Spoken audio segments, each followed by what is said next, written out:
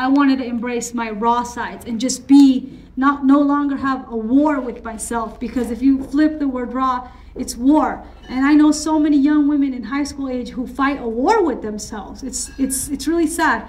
And so one of the things that I want to do is I want to create a new model for women, and really around dealing, especially young women, around them dealing with who they are as women of color, who they are sexually, you know, and tackling all those things in a way that's open. Because I think politically we have a lot to do in that arena in terms of dealing with sexuality.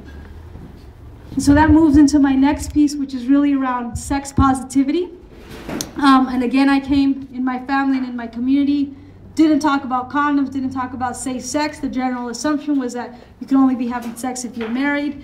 And then what that did also in terms of really affecting kids who identified as queer or who identified as gay. And you know, in the United States, you have the highest suicide rate for teens, I think 15 to 20, is among kids who identify as gay, lesbian, LGBT, right?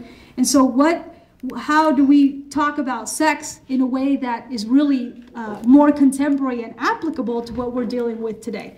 And especially when so many young women of color are going into the sex industry, because that's one of the only options they have, right? Because the schools are just, again, high school dropout rates are extremely high, and young girls are now recruited in middle school for prostitution in Oakland. I mean, Oakland has one of the biggest problems around young girls being recruited in that industry.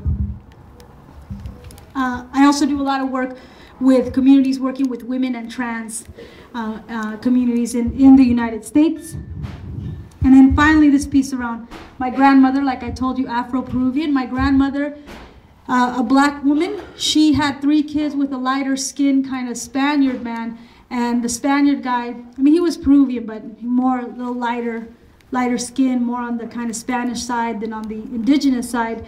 And he said, I don't want a black woman raising my kids, took the kids. And so the only way my grandmother interacted with her children was kind of like going every day and being kind of the maid of the house. Okay. And so my grandmother, many years later, immigrated to the United States to live with me, but I really wanted to record her history before she passed. And the way I did that was through art and kind of interviewing her and asking her about her experiences. But again, that's how powerful stories can be in terms of talking about our social condition.